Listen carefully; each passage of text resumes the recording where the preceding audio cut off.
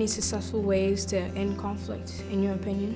What defines a terrorist, and what's the difference if both sides of a conflict, say the government and a certain group, are both using weapons and force? How do you deal with far-reaching ideological conflicts without inflaming these active memories? And especially, can you give us your perspective as a practitioner of psychotherapy? Isn't there also always going to be judgments in the people of that society, and that you have to eradicate as well? How do we start that change? What's our first step into bringing about this change? It's perfectly possible for people to disagree with each other and not get violent. You and I could have a conversation. Maybe we will disagree about some things when you start asking me questions. But if one of you, or if I hit you and you hit me back, very quickly a fight starts. And after a very short time, nobody can even remember what we disagreed about. All they can remember is how they felt about it, and there's a fight going on, and which side are you on? Very quickly that happens.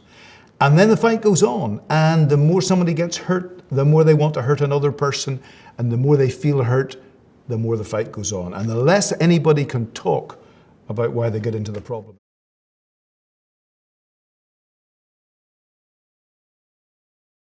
I started going and talking to the different politicians, people from different political parties, people in the two governments, the British and Irish government. I'd got involved in politics myself, and I'd got to be the leader of one of the parties, a party in the middle that had both Protestants and Catholics, people from the Unionist and Nationalist backgrounds together.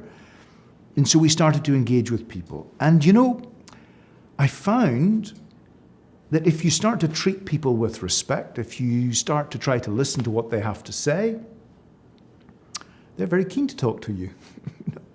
If you come along and say, well, now wait a minute, the first thing you need to do is this, immediately they bristle, and they start to become defensive, and well, what do you know about things? But if you start off saying, I need to understand what's going on and how you see things and what your perspective is and what you want and what your people want, well, people quite like to talk about their thoughts and their ideas and their experiences.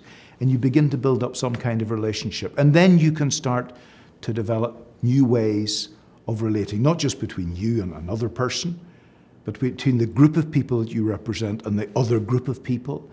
And gradually, over a long period of time, we were able to reach an understanding and an accommodation and an agreement.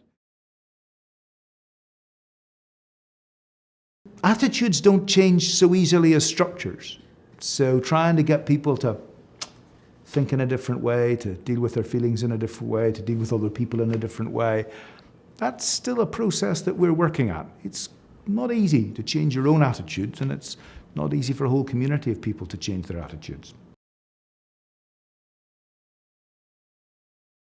There are different ways of thinking about things. You see, I might have my set of beliefs, but understand that you have a different set of beliefs, and although I don't entirely agree with them, I'm quite prepared to accept that your beliefs are different and that you've the right to run your life by them.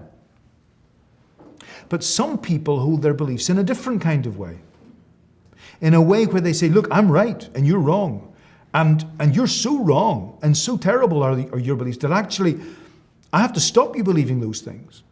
For my sake, for your sake, for everybody's sake. These are really wicked, evil things. And I'm going to stop you believing one. Of course, you don't accept that. You're going to react back against me. So whether it's religion or politics or even beliefs about other things, some people hold them in a very fundamentalist way, which is not open or tolerant or prepared to explore. And other people hold their beliefs absolutely certain of their beliefs, but prepared to be more open and flexible. I think part of it is that you try to go in and recognize that all sides have a point. I don't mean they all have the same point or they all have as justifiable a point. You don't have to believe that. But you do need to listen to what everybody is saying.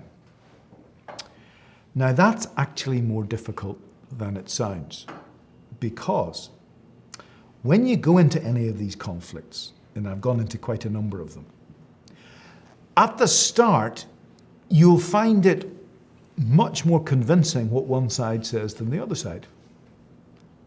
It might be because you feel closer to them, you have the same kind of religious background, or the same color of skin, or the same kind of politics, or whatever it happens to be.